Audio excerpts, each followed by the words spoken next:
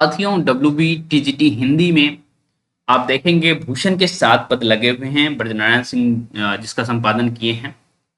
तो उसमें से एक पद की व्याख्या मैं करने जा रहा हूं जो सुबह सुबह मैं अपने स्टूडेंट को पढ़ाया भी है ना। तो चलिए सीधा शुरू करते हैं। और बहुत अच्छा पद है। यही पद सुबह सुबह पढ़ाया गया है। 2 पद मैंने पढ़ाया भूषण को 3 दिन मतलब 3 क्लास में पढ़ाया गया। 45 मिनट 1 घंटे की क्लास करके। ओके। क्योंकि देखिए एक साथ सभी नहीं पढ़ाए जा सकते हैं। बच्चे भाई नए भी बच्चे हैं तो उन्हें समझने में दिक्कत होती है। ओके। और आप जानते हैं कि भाई कई बार आप क्लास रेगुलर नहीं किए रहते हैं बीए के दिनों में या एमए के दिनों में, तो तकलीफ होती है ना। तो देखिए कितना डिटेल में पढ़ाया हूँ, लेकिन मैं आप लोगों को बता दूं कि ये पद लिया कहाँ से गया है। प्रश्न पहला तो यही बन सकता है। तो आप ये नहीं लगाएंगे ब्रजनारायण सिंह के संपादित पुस्तक से लिया गया, ये मत लगा के आ जाइएगा, है ना। तो ये पद कहाँ से लिया गया है? पावक तुल्य अमित न को भयो, है ना। तो ये ध्यान रखने की चीज है कि ये लिया गया है। आपको पता है भूषण ने 3 पुस्तक लिखी हैं, है ना। उन 3 पुस्तक में से एक पुस्तक शिवराज भूषण भी है ना। अन्य पुस्तकों का नाम आप बता सकते हैं मुझे, है ना। तो ये पद जो है शिवराज भूषण से लिया गया है। ओके। क्योंकि मेरे पास भूषण ग्रंथावली है, इस वजह से मैं ये सारी बात कह पा रहा हूँ। ओरिजिनली टेक्स्ट से मैं खोजा हूँ, उसके बाद ही आपको बताया जा रहा है ये बातें, ठीक है। और ये किस छंद में है ये भी पूछा जा सकता है आपसे, और ये प्रश्न आया हुआ है ना। ये हूबहू ये पंक्ति ना आकर के कोई और पंक्ति दी गई थी और आपसे पूछा गया था कि इसमें कौन सा छंद है, या हो सकता है कि यही पंक्ति देकर के पूछा गया, मुझे एग्जैक्ट नहीं याद है, लेकिन पूछा गया था कि कौन सा छंद है और भूषण की ही पंक्ति थी, है ना। तो जब तक आप नहीं पढ़े रहेंगे ओरिजिनल किताब से, है ना, आप गाइड और इस तरह की चीजों को पढ़ के जाएंगे तो भाई कहाँ इतना डिटेलिंग हो पाएगा। तो पावक तुल्य अमितन को भयो, मीतन को भयो धाम सुधा के। तो एक एक करके हम पंक्तियों का शब्दों का अर्थ समझेंगे, साथ ही साथ पूरे पंक्तियों को देखेंगे, ठीक है। पावक तुल्य अमितन को भयो, है ना। अमितन मतलब शत्रु के लिए पावक तुल्य हो गए हैं कौन? शिवाजी। मीतन को भयो धाम सुधा को, और मित्रों के लिए दोस्तों के लिए सुधा का धाम हो गए हैं, अर्थात अमृत का धाम हो गए हैं, चंद्रमा का धाम हो गए, जो भी आपको अर्थ लिया लेना है ले सकते हैं। पावक चूंकि रिप्रेजेंट करता है गर्माहट को, या गर्माहट तो नहीं कह सकते हैं, वास्तव में वो अग्नि, है ना, वो ताप को रिप्रेजेंट करता है। तो दुश्मनों के लिए ताप के समान है और दोस्तों के लिए, है ना, शीतलता के समान है कौन? शिवाजी। आनंद भोग हरि समुदय कुमदा बलि तारन को बसुधा को, है ना। जैसे हाँ, समुद्र, गहरे समुद्र, कुमुदावली है। कुमुदनी एक पेड़ होता है, आपको पता है, उन पर लगते हैं, है ना? तारन को बहुधा को, है ना। तो बहुत सारे तारे सुशोभित करते हैं किसको? आसमान को, ठीक है।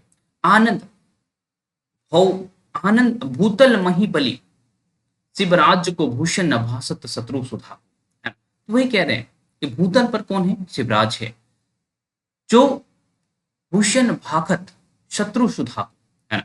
तो जो भी शत्रु हैं, ओके, तो ये किसके लिए? जो है इस पृथ्वी पर मौजूद जितने असत्य हैं, निसफलता है ना, भूषण माहीबली। ओके। ये जो भूतल माहीबली, है ना, माहीबली क्या मतलब है? महाबली। ओके। तो ये भूषण जो है, शिवराज भूषण जो है इस पृथ्वी पर कैसे हो गए हैं? भाखत शत्रु सुधा को, है ना। तो जो है जो भी इस तरह के वचन है, सत्य वचन हो गए, हाँ, तो उनके लिए शत्रु है कौन? शिवराज। ऐसा कौन कह रहे हैं? भूषण। ओके। बंधन तेज त्यों चंदन, है ना। तो उनके बदन पर जो लिपटा हुआ चंदन है ना, वो तेज के समान है। और कीर्त सौंद सिंगार वधु की। और दूसरी बात यह है ना कि कीर्ति जो है ना, एक तो तेज है, एक ऐसे ऐसे लीजिए, है ना।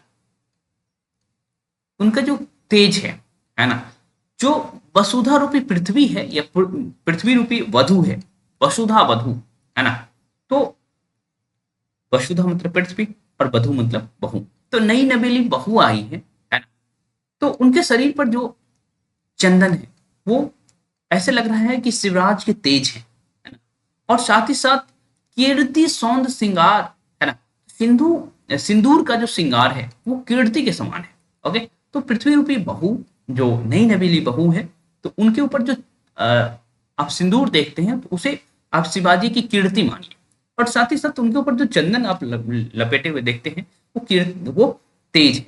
ओके, तो इस तरह से पावक तुल्य अमितन को भयो, मीतन को भयो धाम सुधा की, आनंद भोग हरि समुदय कुमुदावली तारन हो बहुधा की, अभूतल माही बलि से बराज को भूषण भाखत शत्रु सुधा की, बंदन तेज त्यो चंदन कीर्ति सौंद सिंगार बधु वसुधा को। है ना, क्योंकि देखिए ये किस छंद में है, इसीलिए इस फॉर्म में गाया जा सकता है। मैं, मेरे पास गला नहीं है, मैं समझता हूँ, है ना, मुझे पता है कि मैं बहुत अच्छे से गा नहीं सकता हूँ, बहुत लोग बहुत अच्छे से गाते हैं, ठीक है। हमारी एक मैडम थी, वो काफी अच्छे से गाती थी। ओके, तो ये किस छंद में है तो आपसे पूछा जा सकता है, क्योंकि मेरे पास ओरिजिनल किताब है ना, और साथ ही साथ मैं डिफिनीशन भी जानता हूँ, है ना। तो उस हिसाब से ये तय किया गया कि इसमें मालती सवैया है, ठीक है, वही मालती सवैया, ताही हीर की छौहरिया छछिया भरी छाछ पे नाच नचायो, वही मालती सवैया यहाँ है, ठीक है, ये याद रखेंगे। क्लियर, इस छंद में कौन सा, मतलब इस पद में कौन सा छंद है, मालती सवैया। मालती सवैया आपसे पूछ ले जाएगा होता क्या भाई, बता दो, है ना। तो आप मालती सवैया यदि जानना चाहेंगे तो भाई जान लीजिए, है ना। इसमें पदों के ये जितने वर्ण हैं, क्योंकि वर्णिक छंद है मालती सवैया। ओके, तो इसमें आप काउंट करिए कितने जो है वर्ण है।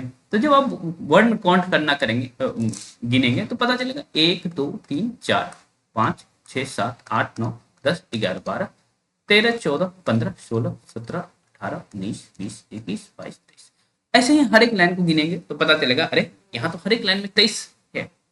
तो जब 23 वर्ण आपको दिख जाए हर एक पंक्ति में, है ना, और साथ ही साथ एक और होता है कि भाई मात्राओं का जो रैमिंग होता है, क्योंकि 7 भगन होता है मालती सवैया में, है ना, और उसको कहते हैं भगन को आप भा न स, है ना। तो भा, भा मतलब गुरु, और न स, है ना, 2 लघु, तो यही चल रहा होगा। गुरु देखिए यहाँ गुरु हो गया, पा मतलब, है ना, दीर्घ स्वर है यहाँ, तो गुरु, लघु लघु, है ना, आधा है तो ये गुरु हो जाएगा, ये वन हो जाएगा, है ना। तो इस तरह से ये 7 भगन का रूप यहाँ देखते हैं, है ना। तो आप काउंट करेंगे तो 7 भगन भी देखेगा, और अंत में 2 गुरु दिखता है ना, यहाँ देखिए 2 गुरु दिख रहा है, सुधा को, तो आ और को, तो 2 गुरु दिख रहा है।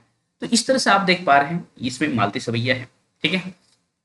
मालती सवैया क्या होता है ये भी आप समझ लीजिए। अब एक चीज और ऑब्जर्व करिए इसमें, पावक तुल्य अमीतन को भयो, मीतन को भयो धाम सुधा को, है ना। और इधर आप आ रहे हैं भूतल महाबली शिवराज भूषण, है ना। तो ये देखिए पावक किसको कहा जा रहा है, शिवराज को, है ना, और साथ ही साथ सुधा भी कहा जा रहा है शिवराज को, है ना।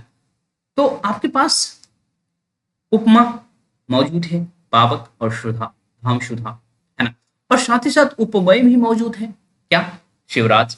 और तुल्य, तुल्य का भी प्रयोग हो रहा है, इसका मतलब वाचक शब्द भी है ना। लेकिन कहीं भी ये नहीं लिखा गया है कि पावक गर्म होता है ना, या फिर सुधा ठंडा होता है, ऐसा कहीं भी पदों में नहीं लिखा गया, इसीलिए, है ना, इसमें जो है लुप्तोपमा तो है, और चूंकि गुण का एब्सेंस है, धर्म का एब्सेंस है, इसलिए धर्म लुप्त उपमा यहाँ है। ओके, तो ये भी आपसे पूछा जा सकता है, और मैं सारी बातें मैं कह पा रहा हूँ इसी वजह से कि मेरे पास ओरिजिनल किताब है, उस ओरिजिनल किताब को पढ़ने से ही सारी बातें पता चलती है, जब आप पढ़ेंगे तो पता चलेगा। और आपके पास समय कम है, और मैं कहूंगा कि यदि आपके पास 30 घंटा है तो WBTGT का जो टेस्ट लगा हुआ है, यदि उससे हार्ड प्रश्न बन जाता है तो भाई आप नहीं कर पाएंगे, ये बात आप मान के चलिए।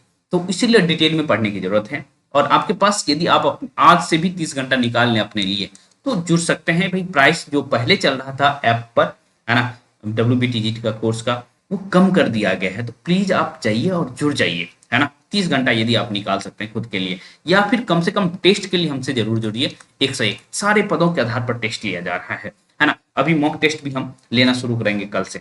ओके, तो आप समझ सकते हैं भाई, मैं आपके लिए जो कर सकता हूँ इतने कम समय में वो कर रहा हूँ, और बहुत ज्यादा टेस्ट के लिए तो मात्र 101 रखा गया है, तो बहुत ज्यादा मैं आपको आर्थिक तौर पर परेशान करने वाला नहीं हूँ। और चूंकि भाई पदों को पढ़ाने में इतना समय लगता है, इतनी एनर्जी लगती है, कई सारे संसाधन जुटाने पड़ते हैं, तो उस वजह से थोड़ा सा अधिक रखा गया है, लेकिन बाकियों की तुलना में, है ना, कंटेंट वाइज आप देख लीजिए और फिर मिला लीजिए कि क्या मैं कर रहा हूँ और आप क्या पा सकते हैं हमसे। तो साहित्य सर्चर ऐप डाउनलोड करके देख लीजिए।